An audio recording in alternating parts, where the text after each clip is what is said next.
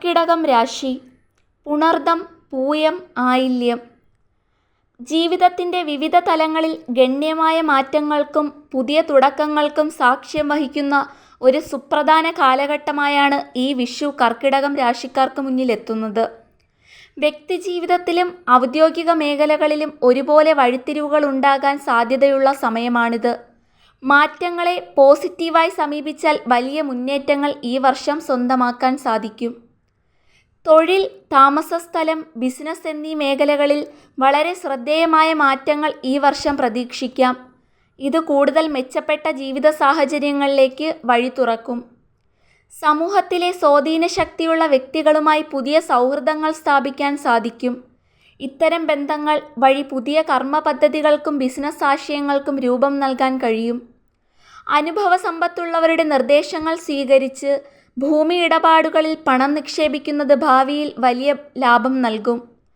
ഒന്നിലധികം സ്രോതസ്സുകളിലൂടെ വരുമാനം വന്നുചേരുന്നതിനാൽ സാമ്പത്തികമായി വലിയ ബുദ്ധിമുട്ടുകൾ ഉണ്ടാകില്ല. കൃത്യമായ നിക്ഷേപങ്ങളിലൂടെ സാമ്പത്തിക അടിത്തറ ശക്തമാക്കാൻ സാധിക്കും. വിദ്യാർത്ഥികൾക്കും ഗവേഷണ രംഗത്തുള്ളവർക്കും മികച്ച അവസരങ്ങൾ ലഭിക്കും.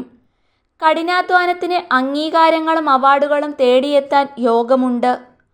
താന്ത്രിക മാന്ത്രിക വിദ്യകൾ, ജ്യോതിഷം തുടങ്ങിയ നിഗൂഢ ശാസ്ത്രങ്ങളിൽ താൽപ്പര്യമുള്ളവർക്കും അതിൽ പ്രവർത്തിക്കുന്നവർക്കും പ്രശസ്തി വർദ്ധിക്കും.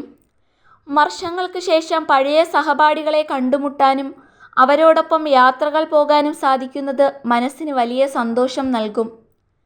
അതുപോലെ തന്നെ ശ്രദ്ധിക്കേണ്ട കാര്യങ്ങളെന്ന് പറയുന്നത്, നേട്ടങ്ങൾക്കിടയിലും ആരോഗ്യപരമായ കാര്യങ്ങളിൽ ഈ രാശിക്കാർ അതീവ ജാഗ്രത പുലർത്തണം.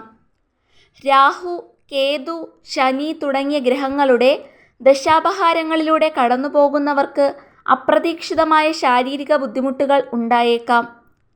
ശാരീരികമായ അസ്വസ്ഥതകൾ അനുഭവപ്പെട്ടാൽ ഒട്ടും വൈകാതെ ഡോക്ടറെ കാണുക.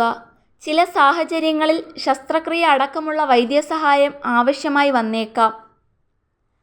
അതുപോലെ തന്നെ നിർദ്ദേശങ്ങളെന്ന് പറയുന്നത്, മാറ്റങ്ങൾ സംഭവിക്കുമ്പോൾ പരിഭ്രമിക്കാതെ അവയെ ക്രിയാത്മകമായി ഉപയോഗപ്പെടുത്താൻ ശ്രദ്ധിക്കുക. പുതിയ പദ്ധതികളിൽ ഏർപ്പെടുമ്പോൾ പരിചയസമ്പന്നരുടെ ഉപദേശം തേടുന്നത് അപകടങ്ങൾ ഒഴിവാക്കാൻ സഹായിക്കും.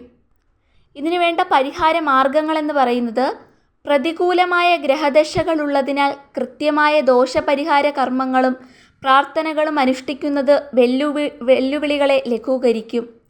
ദശാപഹാരങ്ങളുടെ കാഠിന്യം മുൻകൂട്ടി മനസ്സിലാക്കാനും കൂടുതൽ വ്യക്തതയ്ക്കുമായി ഒരു വ്യക്തിഗത ജാതക നിരൂപണം നടത്തുന്നത് നന്നായിരിക്കും.